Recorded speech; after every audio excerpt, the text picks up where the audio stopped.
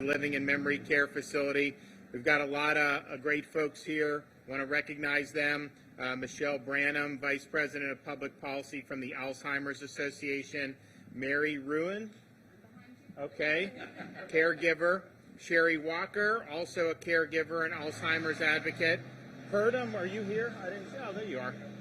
Secretary Purdom, Department of Elder Affairs.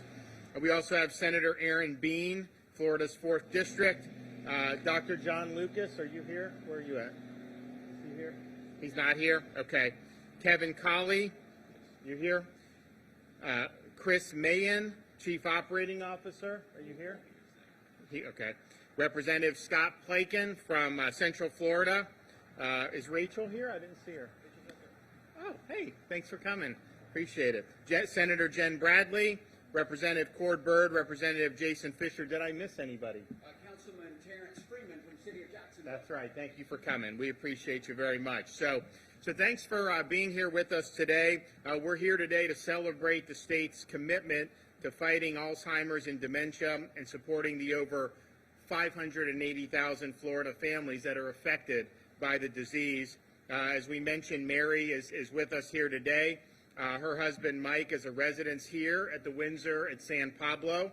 They were married in 1964 and have been blessed with 3 children and 7 grandchildren. Between raising their kids and running a business, they were able to build a wonderful life together. Many years passed before Mike began forgetting minor things, but it did not initially seem unusual. Mike and Mary enjoyed traveling around the world and especially spending time at a lake in Georgia. Memory issues continued to progress for Mike, and eventually he received a diagnosis of Alzheimer's. The family could no longer bring him to places like Disney World for fear that he would walk away if you were not carefully watching him. He now resides at the Memory Care neighborhood here and receives excellent care. But the story of Mike is across our country, but particularly here in Florida, all too common. We know that the likeliness of Alzheimer's increases with age. 5.3% of people ages 65 to 74 have been diagnosed with Alzheimer's or dementia. That percentage increases to almost 14% for people aged 75 to 84, and then over the age of 85, it rises to 35%. Alzheimer's is the most common cause of dementia and the 6th leading cause of death in the state of Florida. More people lose their lives to Alzheimer's than breast cancer and prostate cancer combined. But despite those numbers, we're undeterred. We're committed to offering our support and look forward to the medical breakthrough that will eventually bring a cure. Today, I'm proud to highlight a more than $12 million increase in Alzheimer's and dementia funding, bringing the state's total commitment to $51 million for the 21-22 fiscal year.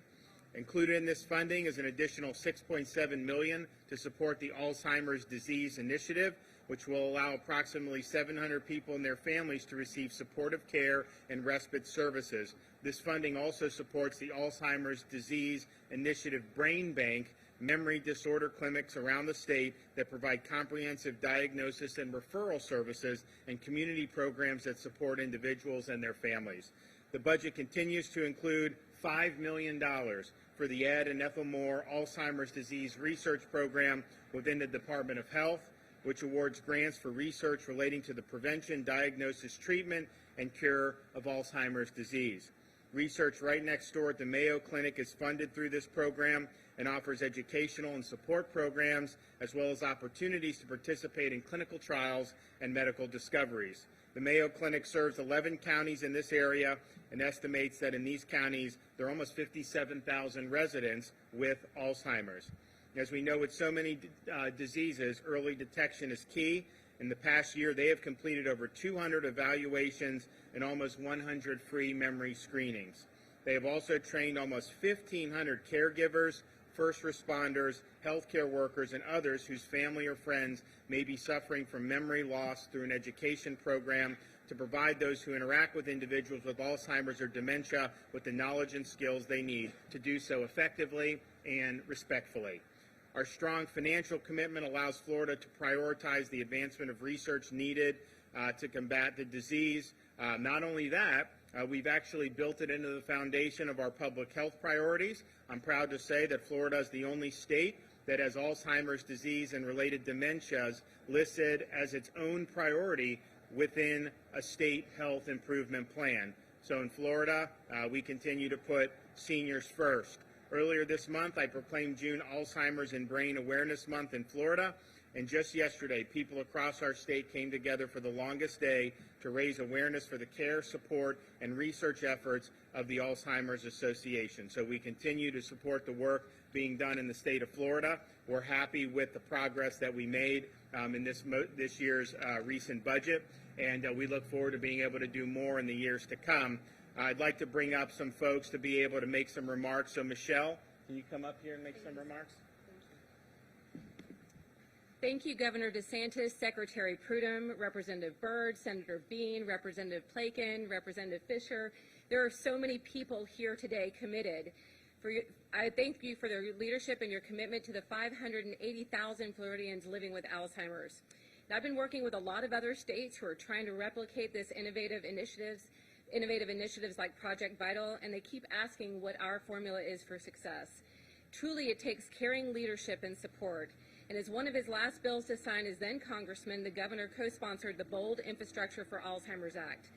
Then, within his first 100 days in office as governor, he made a commitment to Floridians to take care of those living with Alzheimer's and related dementia through a very bold dementia action plan. Now our state sets the gold standard in advancements in innovation from our State Health Improvement Plan Priority 9 that the governor just mentioned, and I co-chair, to our state's Alzheimer's Disease Advisory Committee, which I'm honored to chair this year, to our Project Vital. We have vision and leadership through Governor DeSantis, Secretary Prudhomme, and all the legislators I just mentioned. During Alzheimer's and Brain Awareness Month, I just wanted to say thank you for putting us at the forefront of innovation and support, and I can't think of a better way to celebrate Alzheimer's and Brain Awareness Month than to be here with him today. Thank you, sir. Great, thank you. Okay, Sherry Walker. Good morning. My name is Sherry Walker, and I'm an ambassador for the Alzheimer's Association. I would like to say thank you to you, Governor DeSantis and Secretary Prudhomme, for being here today. And I'd like to share my personal story about Alzheimer's. In 2000, my grandmother was diagnosed with the Alzheimer's Association, and Alzheimer's is the most challenging disease that there is for family members. My grandmother, just watching her decline, I reached out to the Alzheimer's Association, and they provided the resources such as daycares, resources to help me, support groups, and my efforts in trying to take care of my grandmother. So I'd like to say thank you to Governor DeSantis. As an ambassador, every year we do attend the rally and tally, and I can say Governor DeSantis is always there for us to meet with us when we are in Tallahassee. I also would like to thank him for his support in all efforts in getting us funds for research, as far as resources, as you just noticed what he said, and getting more resources to people with families and caring for families with Alzheimer's. So Governor DeSantis, thank you for being here, and I appreciate all your efforts in helping us to find a cure for Alzheimer's and providing resources to families with those living with Alzheimer's. Thank you. Thank you so much. Okay, Kevin. Good morning, all. My name is Kevin Tolley. I'm the Regional Sales Director with the Legend Senior Living here in the state of Florida. I'd like to offer a warm welcome to Governor DeSantis, everyone, I don't have everyone's name specifically, but everyone, to the Windsor of San Pablo and Legend Senior Living. Here at Legend, our mission is to serve seniors. We offer independent living, assisted living, and memory care support to seniors in Florida and across the country. We serve our mission by pioneering innovative therapies, advanced programming, technology, community design, and continual education of our associates. That's why we're so excited to have Governor DeSantis here today to speak about his Dementia Action Plan and Project Vital. He rolled this out in his first 100 days of office, and that showcases how important this project is to him and also the state of Florida. The project has a focus of serving seniors with dementia and providing them with the best possible engagement, independence, and outcomes. The governor's project aligns perfectly with our focus here at Legend, so you can imagine how happy you are to have him here today. Thank you. Thank you. Okay, Secretary Prudhomme. Morning, everyone. Since the governor first came into office, his priority has been focused on improving the lives of people living with dementia as well as their care partners, all focused on making Florida a more dementia-friendly, more dementia-capable state. and we have been doing just that in the last few years. We now have dementia care and cure initiative task forces throughout the state. We have 17 memory disorder clinics. As you may well have heard, we now have in the state health improvement plan, dementia has its own standalone priority, signifying how important it is to the state to address the needs of those individuals living with dementia. And also, as you're aware, during the pandemic, there was a disproportionate impact on older adults. So as well as focusing on making sure those older adults were kept safe, people living with dementia had an even more disproportionate impact. So we looked to technology to help us address the needs of those individuals, looking at buying specially designed tablets for older adults to use, but also looking at robotic pets. And there's a robotic seal just behind over there, a young lady there keeping it company. Those things have actually done awesome amounts of goodwill to helping people thrive through this difficult time. Social isolation and loneliness has been, it will be the new pandemic, and the governor is committed to addressing that through technology and also through the First Lady's Hope for Healing initiative. So we'll be continuing this sustainable effort that we've already implemented. You know, and I think the most exciting thing I'm to talk about today is recognizing the commitment of the direct care workers through this whole pandemic. We are providing some free training, dementia-specific training, to enable those individuals to provide a better experience for the residents, but also to equip them to be better professionals in this very demanding, very difficult career. So we're very excited to be here today. And the governor has a philosophy. You may have to live with dementia, but you can still live well with dementia. So thank you. Thank you. Okay. Scott? Thank you, Governor. I used to think that Alzheimer's, like many do, is something that only affects the elderly. Well, we found out in 2014 that my wife, then of 29 years, at 53 was diagnosed with Alzheimer's disease. At that time, I didn't know anything about seizures or sundown syndrome or any of these things. I thought it was just the memory. You lose your memory, and eventually you pass away from it. Susie passed away in 2018, and she succumbed to the disease. But what I want to say today is, in the first days of the DeSantis administration, Secretary Prudhomme came to my office, and he said him and the governor want to make this a top priority of his agency. And since that day, when he came to my office, they have done exactly that. And I'm so happy to hear the increase in funding in these different areas. I'll just say this, the brain bank, we more than doubled the funding this year. Thank you, Governor. When Susie was diagnosed, we thought it was Alzheimer's. We found out after she passed away, she had both Alzheimer's and Lewy body dementia at the same time. That would have never happened without the increase in fund, without the brain bank itself. Also, in terms of respite care, as a caregiver for several years myself, I didn't, you know, caregiving sounds okay, but the caregiving is so difficult. I heard this statistic that 68% of couples over 65 years old, the caregiver dies before the person with Alzheimer's. So it's quite common for caregivers to have health problems. So the increase in respite funding, Governor, again, thank you.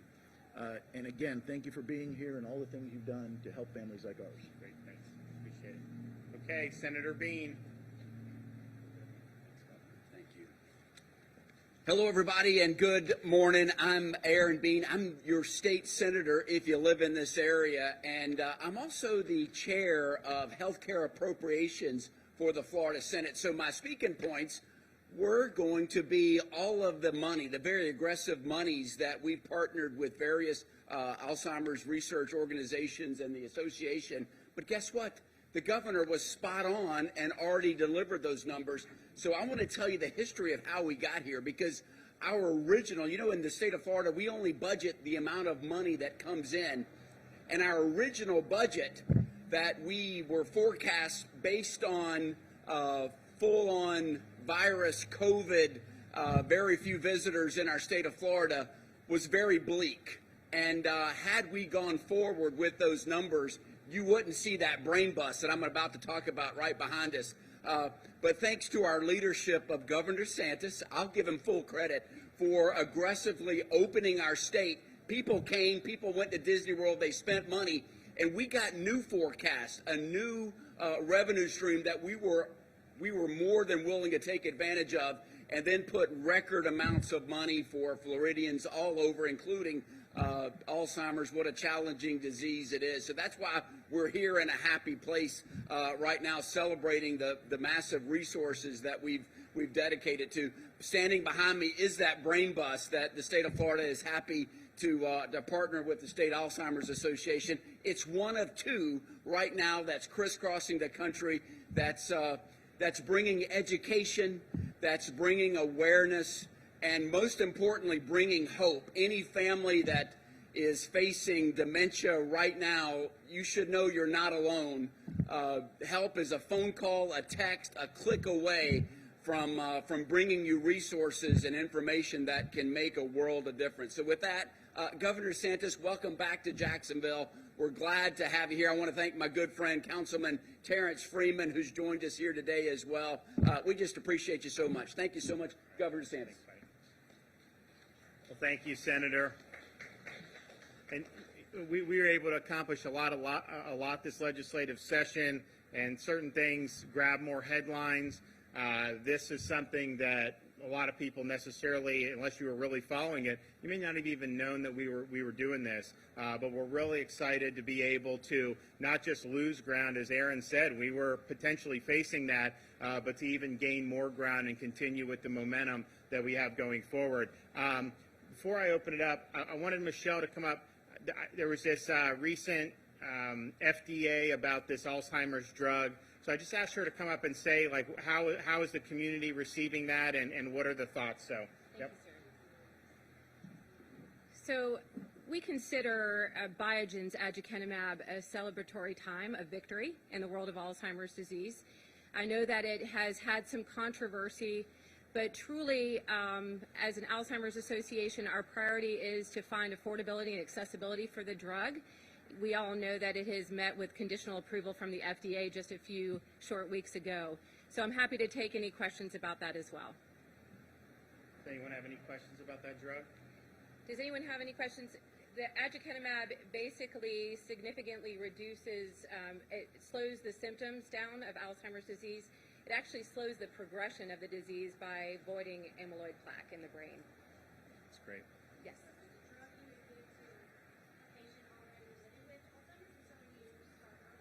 So that's why I think early detection and early diagnosis will be paramount and key for a drug like aducanumab, because you would have to be diagnosed with Alzheimer's disease early in the disease for it to be most effective. Thank you. And thanks for that. So we obviously, I mean, any breakthroughs that we see, we're gonna look at and really want to be helpful. Final thing I'll say, just unrelated to this, we were able to secure a really strong victory on Friday in our suit against the CDC to open up the cruise industry.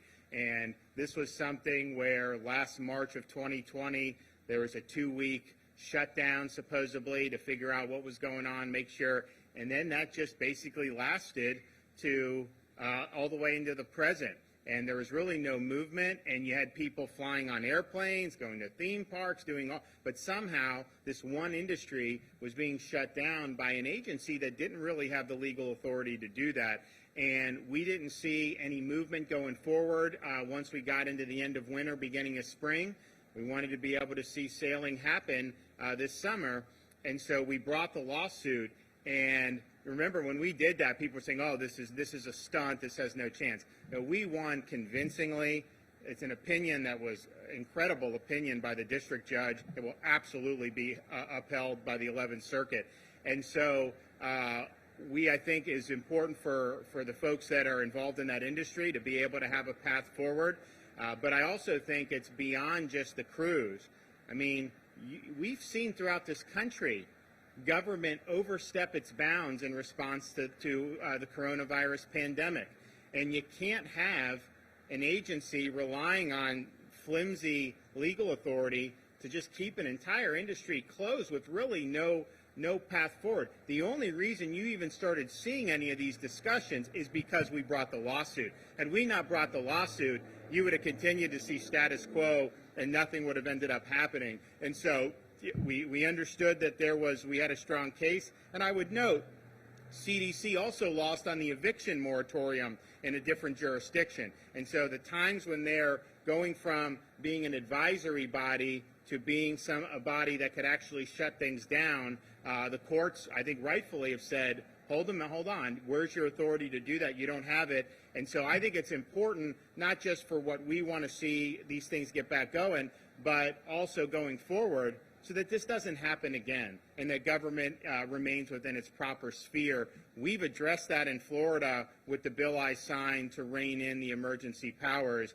But obviously, when you have some of the federal agencies doing this, this is something that needed to happen. So we're happy. We think that basically we succeeded, and we think the appeal, if they do choose to appeal it, I think we'll succeed there. Any questions? Okay. All right. You guys have a good day. Thank you.